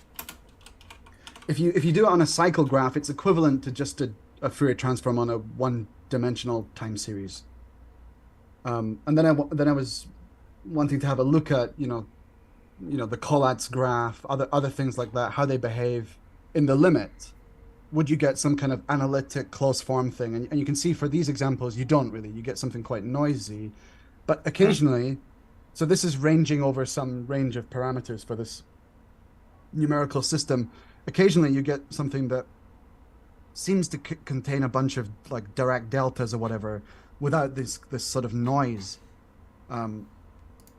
Yeah, and that's an interesting thing. Let me see. And so I actually do apply this. This was one of my sort of like Collatz black hole, falling into a black hole where you think you might be getting somewhere, but you're not. And then you watch a talk by Terry Tao, and you're like, okay, there's a lot more to this. So taking these lattices, these Fractron lattices. So I was asking the question, like, essentially the question was like, what is the spectrum of a program? And equivalently, like thinking about I also have the von Neumann entropy function as well, which we looked at, and we were discussing on the Discord. So yeah, these. Now, one thing, and this pertains to a conversation that we've had previously, Richard. So I think there are. My own instinct is to try and be careful when we talk about, say, a program. Mm-hmm. I have this at this point, and I'm interested in what you guys think. I have this kind of tripartite, like three-part classification, where on the one hand you have the actual program, you could call it a constructor maybe. Then you have the actual computation. It's like the actual process of constructing the thing. or if it never terminates, that is just the construction itself. And then you have the things that are either the output, if it's something that is terminating, or if you have like one of these, you know, infinite computations that's just spitting out primes, you have the thing that's actually produced or constructed by the computation. And so one thing that's interesting about the Fractran prospect is so there have been these discussions in the background for I guess years at this point about parameterizing computations. And one thing that's been kind of confusing is on the one hand, even if you take someone like Stephen, people will talk about taking programs and spatializing them. And the question is, when you say you're spatializing the program, does it mean the actual rule, or does it mean you're letting the rule run and you're letting other rules run, and you're taking, some, often in the past it's just both. been some graph. Yeah. Well, but those things can be distinct as Richard, as we've been discussing. So one thing that seems interesting about the Fractran case is that the actual rule, the actual program, not its computation, the actual rule, if you can, because well, we're still not exactly sure how you can do it, but if you can make it vectorial, then you can actually have like a vector space just of the programs. On the other hand, right. On the other hand, if you take the work that we've been doing previously on, say, the causal graphs, which is more of isomorphism classes of the actual computations themselves, it's another way of parameterizing these things. And one thing, for instance, Richard, I remember we discussed a few days ago that's kind of interesting is, Richard, you were suggesting that in the Fractran case, you have two programs. You can always arbitrarily find some program that's going to sit between the two of them because it's just these things are just expressed as vectors. The question is, so let's say you have some vector space of like Fractran compiled, Fractran implemented programs, and then the question is, you mentioned that space, and then let's say you run those things, and then you look at their causal graph behavior. If you have two programs that sit next to each other, or they're kind of proximal to one another within the kind of program vector space, will they be near each other when you actually look at their behavior and the way that they're that they compute? Yeah, and that's why I made the statement like not all mutations are created equal. So, you would have that's what you meant. Yeah, right. And I again, like, this goes back to some of the things I did sort of whilst I was at university looking at genetic algorithms and neural networks and things. With neural networks, you have a sort of vector, right? Your parameter vector. It has a dimension. It's some set of real numbers, and you can move around in that space. And if the network is something recurrent or whatever, you can do things like implement Turing machines. You have this like neural Turing machine. So in that world, it's real numbers, and you can actually move and without distorting the program very much. But as soon as you cross certain boundaries, you'll be sort of changing the program quite drastically. So and in that example, you can do the normal thing you do with back propagation. You can find a direction to move in. You can take small steps and minimize some loss or whatever, and you can do things like give it some examples like a shuffled list with its sorted output, and this neural Turing machine will actually learn a program that sorts its inputs just from a small set of examples, So, but in the Fractran case or whatever, because you're dealing with essentially some kind of assembly, then the program most of the time they're going to be very sensitive to any adjustments. So maybe there's some kind of like map on this space which does make it smooth. What that map looks like or how you would form it or something, I don't know. And in the minimum cost edit distance thing, we don't really have this problem because we always know that we're only making sort of one change at a time in the causal graph, right? But yeah, in this case where I have this computational plane or something, you can see here that jumping just one instruction, just changing one instruction like by a small amount, suddenly changes the entire behavior of the program.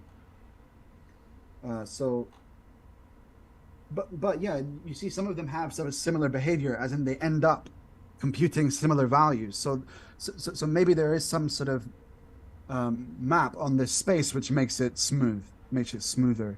But I don't think it's going to be some kind of trivial function. Like conceptually it exists. Sure. Yeah. And this is a this is an array of the final output where you're right. So that's another thing. So that's why I'm trying to think of these things as having three components. It's kind of a tripartite. This was the other. Yeah, this was the other enumeration thing that we had looked at very briefly. It's not as nice as showing it in a plane, but this was. What am I doing? I'm taking a bunch of permutations, getting rid of the duplicates, permuting it again. And that gives me like a list of sort of unique programs or whatever. Again, just like a single initial state, and then what I'm looking at here is the number of steps the program took up to some ceiling, like 40. So this set have not terminated yet, whereas and this shows you the run length. Over a sort of large range of, tens of thousands of these programs. Right. So that points to another aspect. So I think that the arrays that you have, you're looking at the relationship between the programs and the outputs. Yeah. That plot you just showed, you're looking at the relationship between the programs and one aspect of its behavior. Yeah. So actually, we could just very quickly, we could just do, instead of looking at the final state, we could just look at the length. And do that. This is what I want to do on the streams, is more like spontaneous code where we're like, oh, let's just look at something. So yeah, let's just let this compute. It doesn't take too long. It's like less than a minute, I think. I guess whilst it's computing, I will just quickly scroll through the. So this was looking at the graph Fourier transform for the different programs. So like multiplication gives you something like this. Division gives you something else. The problem is I'm not scaling these equally because the number of vertices scales differently for each program. So it's not really a fair comparison. Maximum gives something else. And then what was it? This one was interesting. So the pi gain, generating pi digits, is a bit more interesting in its. I think programs that have more sort of control flow to them are going to produce more interesting graphs, because there's a lot more sort of like purpose behind the registers, how they're being used, how those registers represent the state that we're in. And okay, so this one's looking at program length, and yeah, it's like showing us something, but it's also hiding other things. So a lot of these don't terminate. But yeah, the way in which I'm constructing this thing is maybe not so good. Let me see. Anyway, we'll do this another time. The way in which I'm sort of trying to flatten the space of programs is probably not too great in this example. Is there anything I've missed? I don't think so. Self-interpreter, background space, computational paths, registers. This was von Neumann entropy. Where we had left this is that the conclusion was that we need to be looking at sort of relative entropy between systems, because this is just giving you some sort of, like, yeah, we can see the value relative to some other inputs, but it doesn't really tell you a lot. Whereas what would be more interesting is looking at the relative entropy between, the graph produced by one program versus another. But yeah, this was just a little quick thing I'd hacked together to do where is it now? Yeah. That's the von Neumann entropy of some graph. And I don't, yeah, and I was applying these also to the Fractran programs. So they have slightly different sort of dynamics in each case. There is something I'm forgetting. Station, Fourier transform, enumerate, self-interpreter, paths.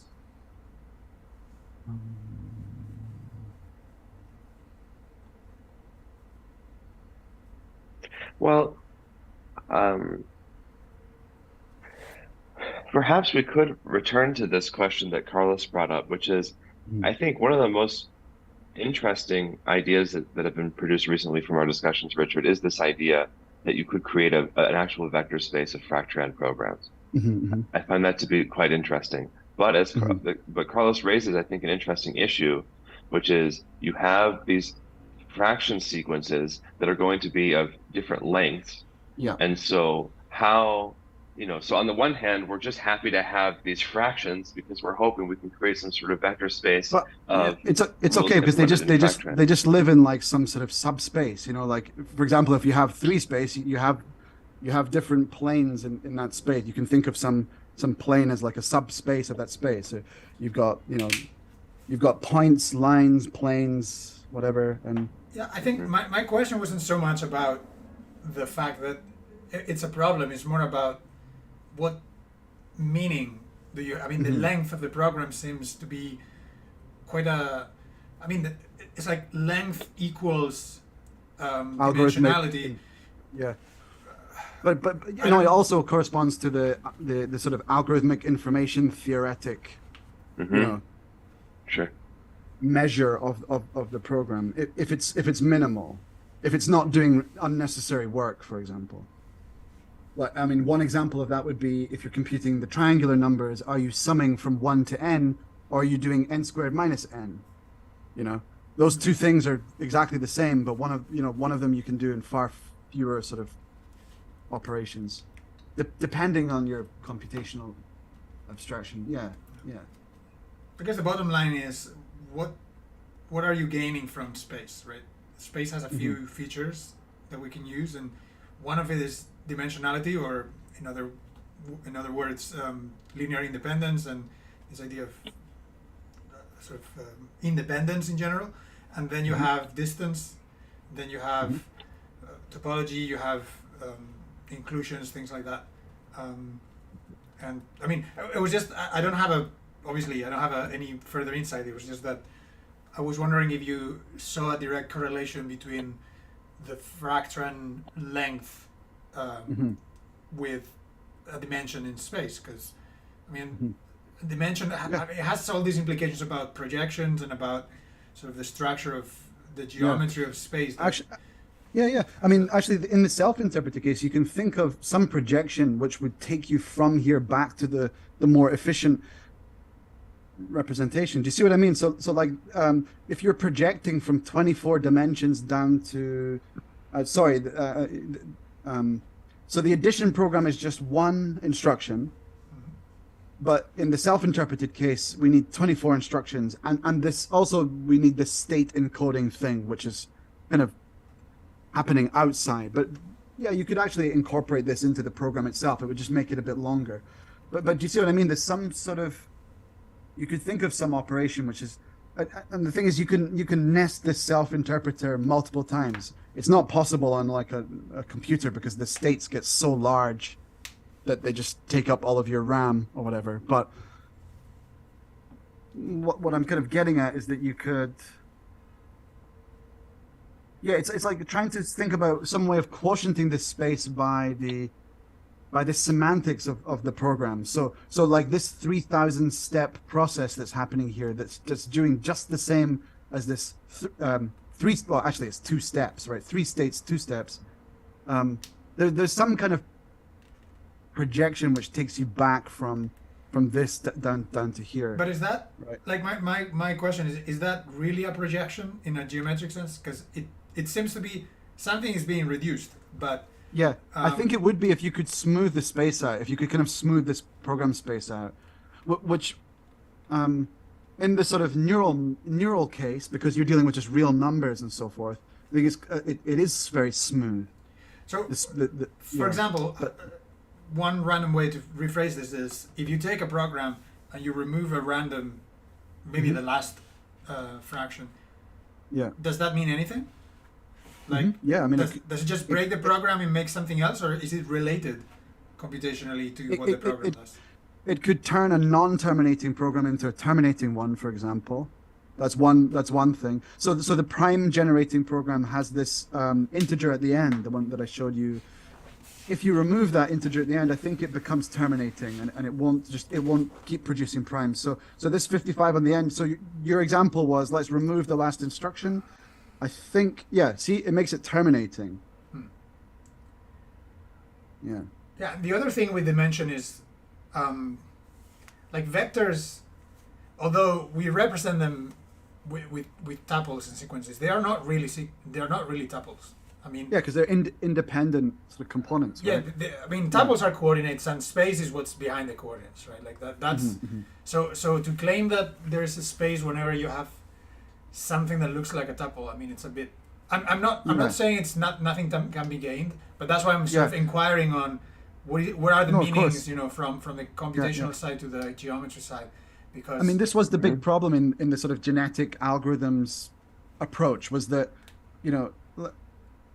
I'm trying to connect things to other things that are maybe more familiar for other people, and also just this is my journey through things. So yeah, for sure. Yes, so I still have the printouts in some box through there from when I was studying, and it was essentially sort of mutating and evolving assembly programs, and then I switched to these different representations, which were some strings which represented the breadth first traversal of the expression tree, and you had all these kind of operations where you would mutate a random part of the program, or you would take some subsequence of the program and move it, like copy it around. And what was cool about those is they had these non-coding regions as well. So the property of those non-coding regions was some mutation could take a part of the program and make it inert so that it's not being used anymore.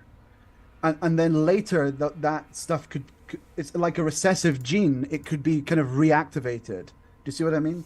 No. So But in that representation, thinking of like programs as sequences, as vectors, they're very sensitive.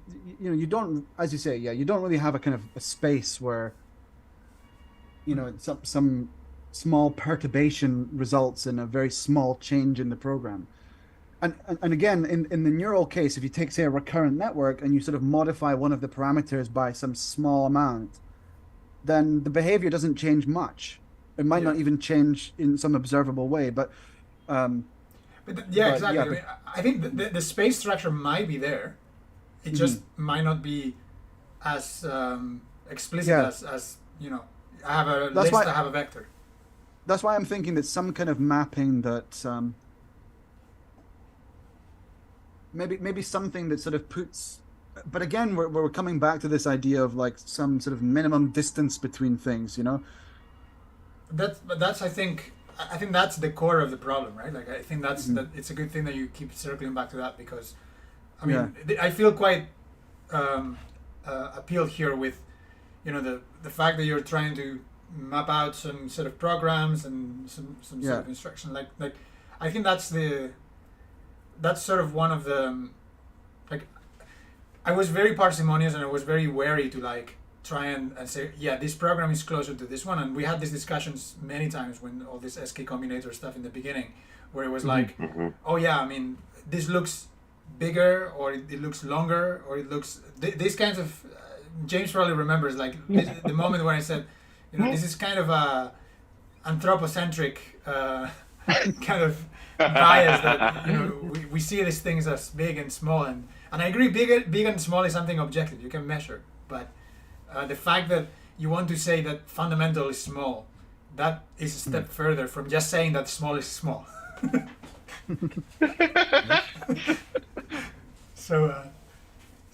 It seems quite thematically similar here. Like it will be great. Like I would really love to have something like that. I mean, that's kind of the entire goal of this complexity of hypergraphs kind of SAP project, because it's like we're trying to assign something that is proper to these things, and if you had something like a space structure implied or somehow deduced from this, then it will be nice, because then you just do some kind of geometry in this context, right? And you could derive. I'm thinking that this is some kind of like, I don't know if you would call it embryonic, but it's like a much simpler version of the larger program that I think you guys are pursuing in the context of the hypermatrix, hyperspectral thing.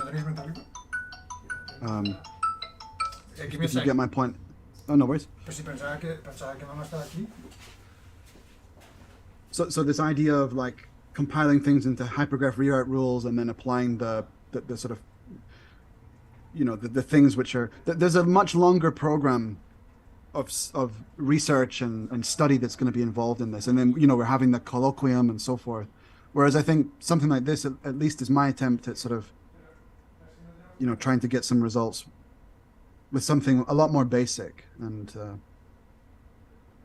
but again, yeah, it has these kind of convenient properties because you can sort of encode far more programs, and it's also a bit more. For example, there is a. I'll try and stop stuttering. There's the self-interpreter for lambda calculus, but it's not so convenient to implement and to use. You know, it's very simply defined, but but here we actually have one. So again, that's the rationale behind doing it. Whereas if I was to say, okay, go and find this lambda calculus self-interpreter, implement it, encode the program so that it can run inside it, it's not as trivial as it sounds, I don't think. Whereas, you know, this self-interpreter, you find it on a CodeGolf Stack Overflow post. It's there. You can just grab it and play around with it. So it's like slightly kind of pragmatically driven. But yeah, Carlos, sorry, whilst you're away, the point I was making was it's like the aims are sort of very similar and closely aligned to what you're doing in the context of the hypermatrix, hyperspectral, you know, compiling things to hypergraphs program. This is just, I think, a kind of much more basic version of that, and trying to kind of skirt around the complexity, but Yeah, it looks very interesting. Yeah. but yeah, of course, it has some like conceptual problems, I think, that we need to address. I mean, I think finding this space is really, I would say it's like a holy grail. If you get there, like if you can get something like space, then it gives you so much for free. It's really strong. Actually, I did plot some out before. Again, this genetic thing. It's like a space that has all these spikes in it. That's the problem. Whereas the neural space is very smooth and it's kind of like a landscape. You know, it has like hills and valleys and ravines and all this kind of thing. But isn't that kind of how like they normally use this very continuous models normally? Mm-hmm. Yeah, I mean the advantage there is that you're using real numbers and you're applying sort of like nonlinear That's what I mean. Yeah. functions and so forth. Yeah. Whereas here we're doing something very discrete and so it's obviously going to be a lot more sensitive. Yeah. Yeah, I mean that is a big problem with like discrete dynamical systems, is that they're a whole different beast to like. Yeah, but I think that dynamics. One of the things that I attribute to space is this idea of proximity and distance and independence. Mm-hmm. Like those all things combined, kind of, and that is really not specific to the continuum, right? Like you can have that phenomenon in completely discrete settings, right? So, absolutely, yeah. But the big problem, that this is just to crystallize my input here, is that the lessons that we kind of got from our previous investigations were that you can always trivially attribute some kind of integer to like discrete stuff. It's like, oh yeah, I was here and then I'm here, then I count one, then I'm there and I count two, and so on. Exactly, that's the point I've been making recently. Is if you have some canonical sort of ordering, like for example your hypergraph enumeration, you can just assign a natural to everything, and you can think of all these rewrites as just some function on the naturals, but you know, what does that function look like? But that's very distorting because then you can reorder, and then so the like what counts is that it's a different symbol, but not that it has like an ordering in itself. Mm-hmm. Right? And so because to me, like, okay, so geometry, the core of geometry is the fact that there is invariance, right? I mean, and so symmetry of space is what gives you geometry. It's otherwise you're doing something like arithmetic, right? Some form of arithmetic, and this idea of you have operations that are invariant under like a big swath of operations, and that's what gives space. I mean, that's why I think we have an intuition that there should be some kind of space, like some rulal space or something like that, right? Because we have the idea that there are many things that we can change that really leave the computation invariant, right? So Yes. so there is a good feeling that there should be space. It's just that I wouldn't be too quick to just try and force it on it, right? Like Exactly. I'm not directly commenting on what you're doing, by the way. I'm just saying that we have this No, I think it's this valid, yeah. tendency because we had it, right? Like we were like, okay, yeah, we can count stuff, then we have a distance, or we can, or things have a size, therefore the difference in size is a distance and things like that, right? Those things are a bit misleading at times. In the edit distance case, my problem there is that you only have pairwise distances. So then if you want to sort of embed it, you have to use these like embedding processes and whatever, and they're not perfect. So you don't really have a kind of Euclidean space, right? You just have some relational distance between a bunch of points, which isn't strictly a space in the same way that we're talking about it now. But yeah, space should have like translation, rotation, all these symmetry, skew symmetry, so forth, right? Yep. There were a few other points on my mind a second ago that I wanted to discuss. I'm trying to remember.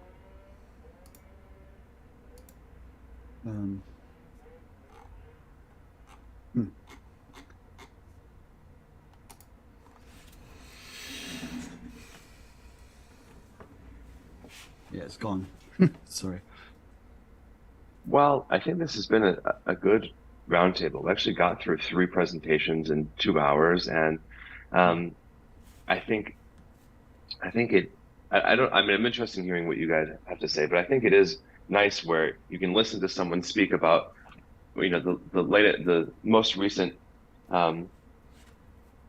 updates for their project, and then you get to speak about your project, and you're commenting on each other's work, and we're also getting to see the latest developments with each of these projects and kind of put them into conversation with one another, because especially these projects, they are, as we're acknowledging, quite related.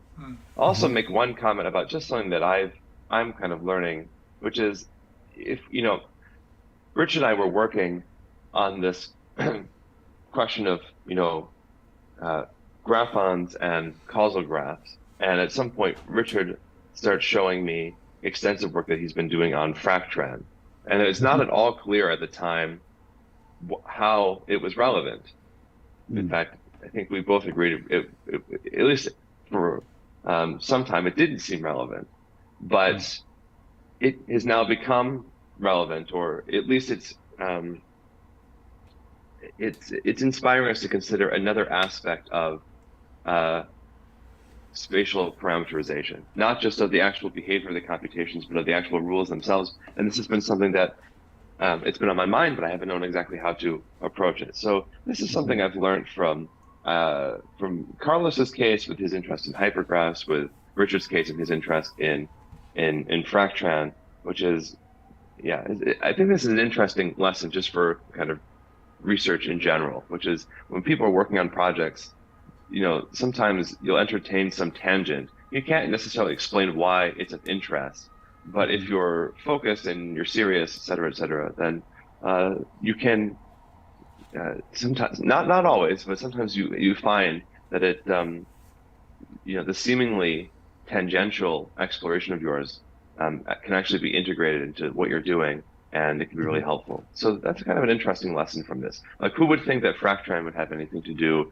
Yeah. Who would say that moduli spaces of graphons and Fractran, that those two would fit into the same project? It's not clear. Maybe both of those will fail in the end to help explain spatial parameterization. But there's some argument that they both have their place, which is interesting, I think.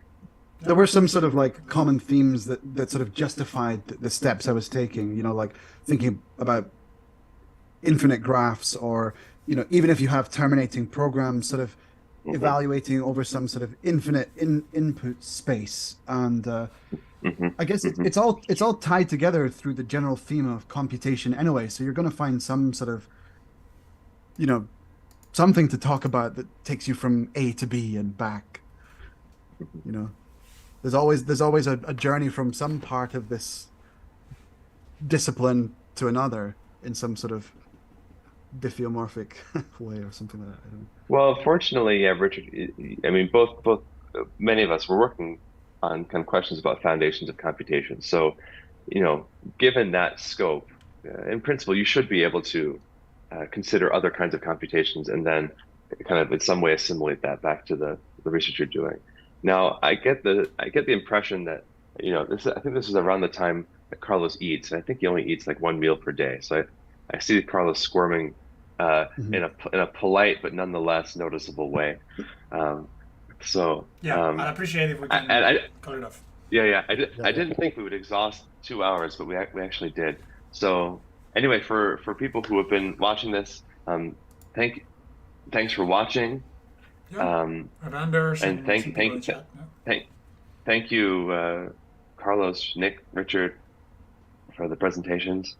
This has been fun. Yeah, this was a good format. As you said, James, I think this works. I think if we combine it with something like we mentioned a few weeks ago, presentations on basics and exposing the project from like a what's it called?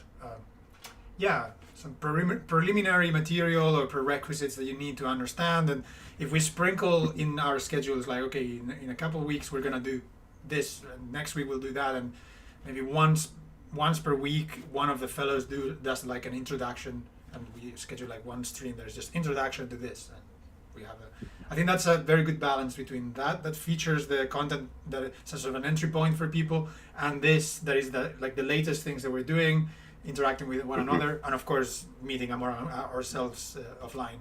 I think it works quite well. Yeah. I think a kind of a combination of the community forum, the roundtables, kind of more introductory talks, and then also these colloquia, these kind of special topic series that we're going to start organizing, which we'll be announcing soon. I think that gives us a combination of kind of speaking with people who are interested in what we're doing, speaking amongst ourselves, providing kind of introductions to what we're doing, and also working with colleagues. I think that the four of those help strike a nice balance. All right, everyone. Well, all right. Happy Friday. Cheers. Yeah. This was see you next week. this was fun. Thanks. All right.